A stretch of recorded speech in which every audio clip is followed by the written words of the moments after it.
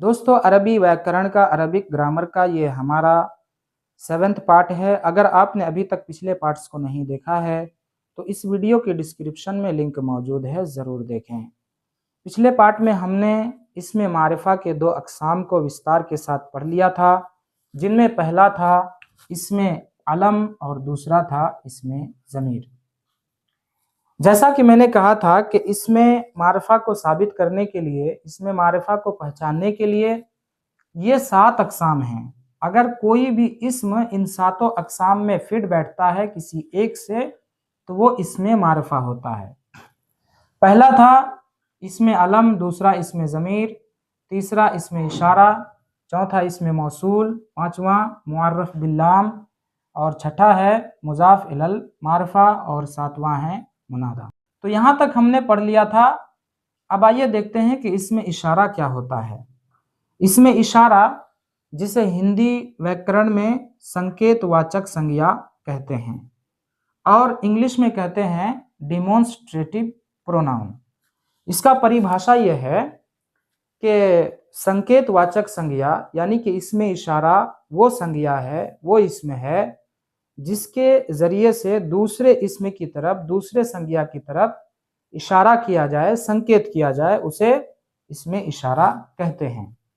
हिंदी और English grammar में जो इशारा होता है वो मुख्तसर तौर पे होता है, लेकिन अरबी में इशारा की 2 किस्में हैं।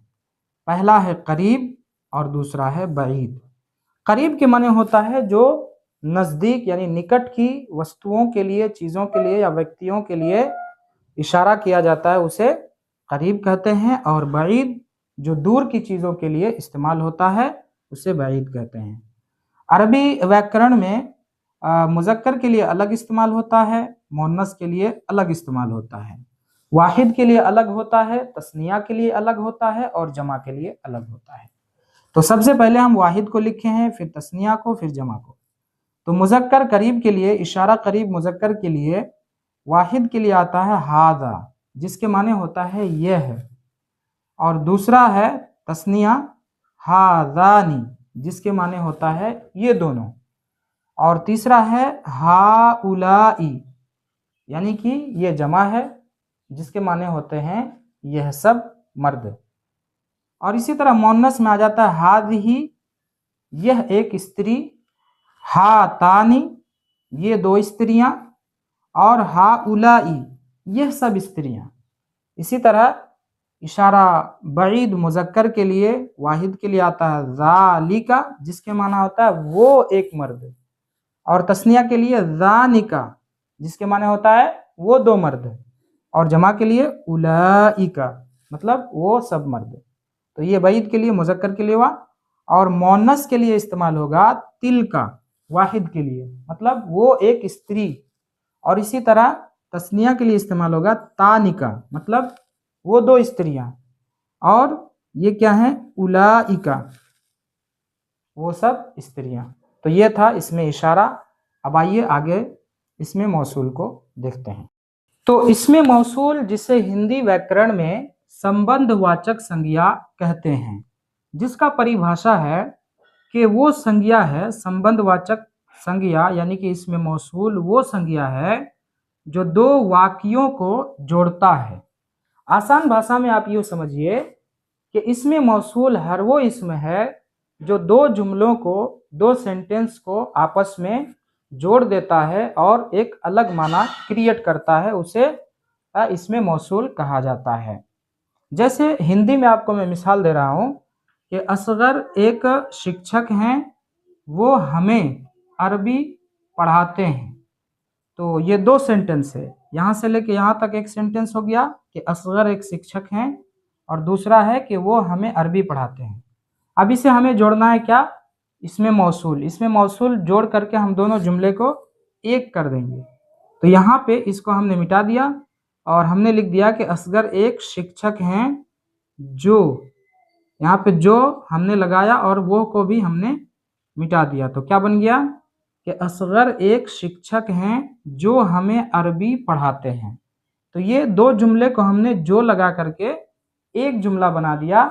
तो ये जो हमने जो लगाया, यही है इसमें मौसूल।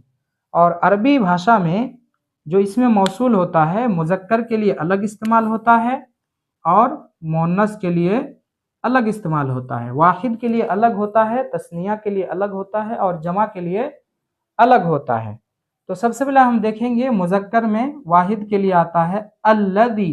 क्या होता है? अल्लज़ी, जिसके माने होता है जो, सबका माना जो ही है। इसी तरह अल्लज़ानी, ये तस्निया के लिए हो गया और जमा के लिए होगा अल्लज़ीना।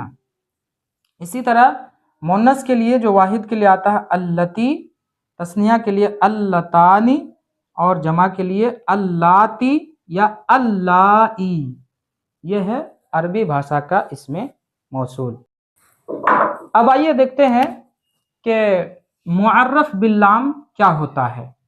तो मुअर्रफ बिल्लाम, इसका मतलब होता है कि अलिफ लाम लगा करके किसी भी नकेरा इस्म को मारिफा बनाना। अलिफ लाम लगा करके किसी भी नकेरा इस्म को मारिफा बनाना, उसी को कहा जाता है मुअर्रफ बिल लाम। जैसे किताबुन, क्या है? किताबुन, जिसके माने होता है एक किताब। ये क्या है?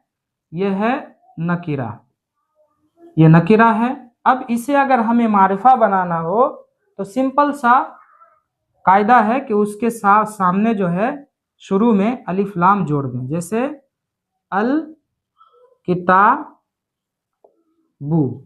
अल किताबु।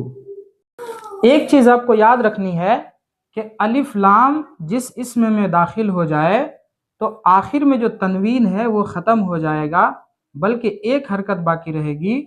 जैसे किताबुन था तो यहाँ पे हमने अलिफ लाम जोड़ दिया तो क्या बना? अल किताबु।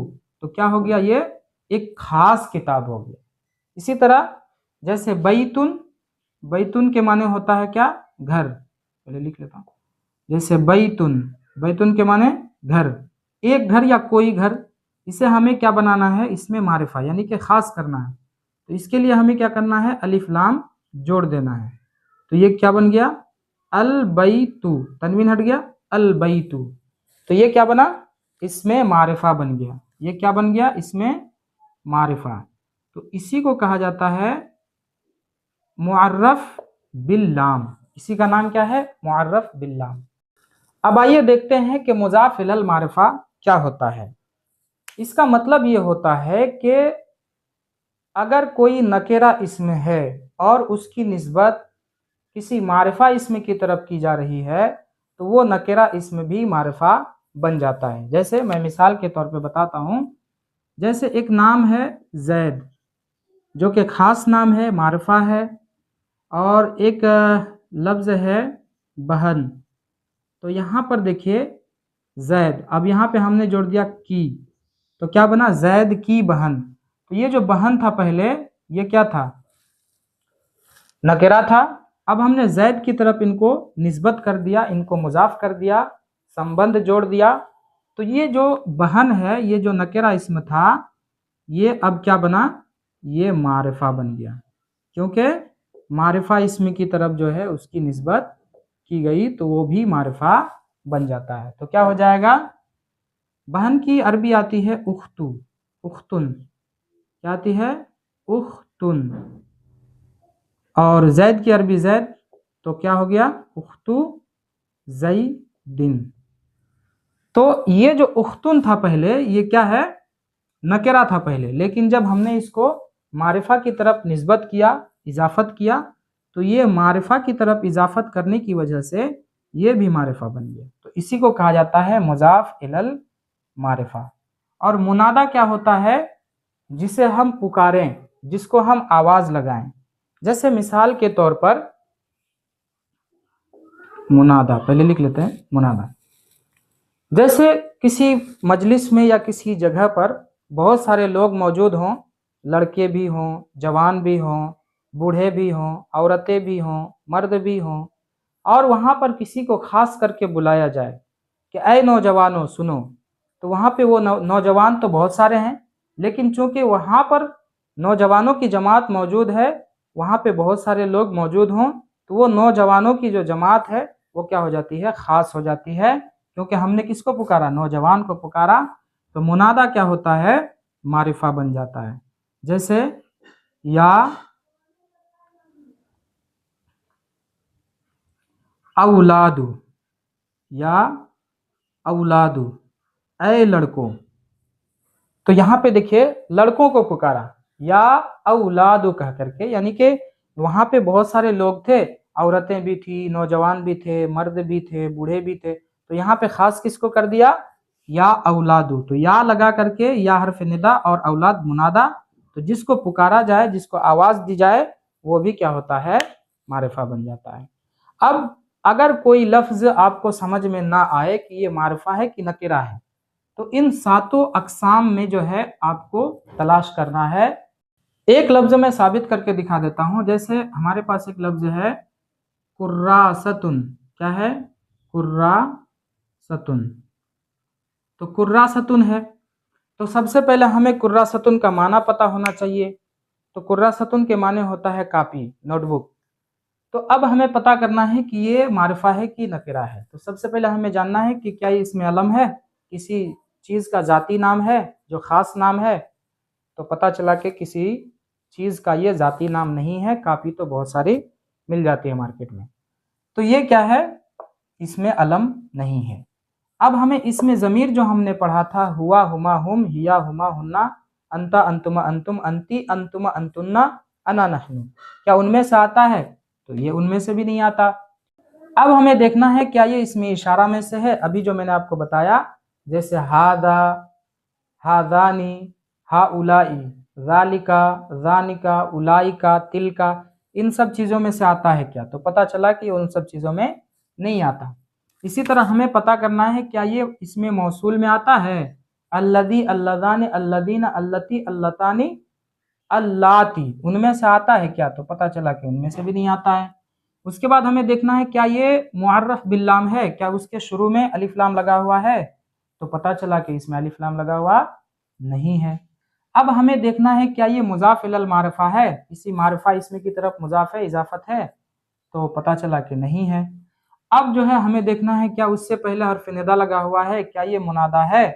तो पता चला कि ये मुनादा नहीं है। तो हमें क्या फैसला करना है कि ये मारिफा नहीं बन सका, हमने इसको मारिफा साबित नहीं कर सका, बल्कि ये क्या है, इसमें नकिरा है। ये क्या है, इसमें नकिरा है। अगर इन सातों में से अगर किसी एक से टकरा जाता तो वो इसमें मारिफा बन जाता। तो उम्मीद करता हूं कि ये आज का लेसन, आज का सबक आपको काफ़ी अच्छा लगा होगा। अगर आप फेसबुक से देख रहे हैं तो हमारे पेज को लाइक करें, और अगर यूट्यूब से देख रहे हैं तो हमारे चैनल को सब्सक्राइब करके बेल के ऑल नोटिफिकेशन को ऑन कर लें, ताकि इसी तरीके से आपको वीडियोज़ मिलते रहें और आपके इल्म में इजाफा होता रहे। और वीडियो को पसंद आया और वीडियो को लाइक और शेयर ज़रूर करें। और ये वीडियो आपको कैसा लगा आप कमेंट में ज़रूर अपनी राय देंगे। और अगर आपके मन में किसी तरह का सवाल है, किसी तरह का डाउट है, तो आप कमेंट में ज़रूर बताएं।